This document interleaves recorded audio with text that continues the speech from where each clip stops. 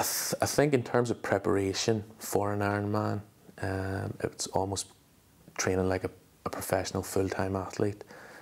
Serious triathletes will train in the region of 4 hours per day, and they will use obviously that time wisely to allocate the sessions between the three main disciplines. But in preparation, it takes a great amount of effort, consideration and planning, and triathletes will be planning perhaps years in advance for specific events, and they'll need to periodise their training from the macro cycle to the mesocycle, right down to perhaps what they're doing weekly in the microcycles.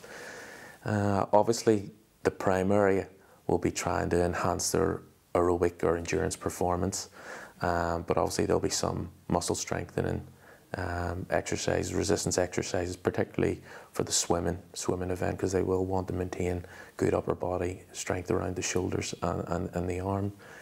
For the aerobic events, there's generally 3 training zones that triathletes would work within.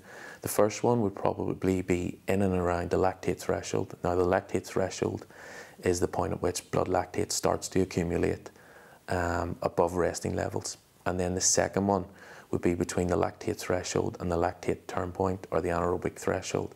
And at this point, this is where blood lactate starts to accumulate dramatically, and we're seeing a progressive shift from aerobic metabolism to anaerobic metabolism. And then the final training zone would probably be above the anaerobic threshold or the lactate turn point. Sometimes in the academic literature you would find similar terms that are quite synonymous for it, and often people complain that problematic in trying to discern which is which. But the majority of the training would probably be done at around the first threshold phase, which would be the lactate threshold. So it's probably recommended that athletes train at around 70% of their sessions and then split the rest of the sessions between the other 2 thresholds.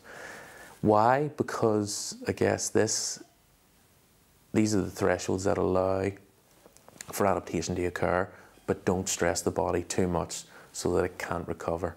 Obviously, with the exercise training, we're providing a stress. The body will attempt to accommodate the stress by making some physiological adjustments, and then there needs a period for recovery so that these adjustments can somewhat bed in. If the recovery is not long enough or not appropriate in terms of nutrition, then it'll be very difficult to recover properly, and therefore your training intensity will be compromised. Often with triathletes, it's a battle to get the recovery period just right, with the sleeping, with the nutrition and with the other things, but also the intensity. Common mistakes are probably training too hard and not training enough within the first phase, and that can lead to overreaching. And with overreaching, what we can find is a high incidence of upper respiratory tract infections in itself, which will then cause a vicious cycle where the athlete won't be able to compete or train at their prepared intensity or their willing intensity, and then that will obviously have knock-on effects.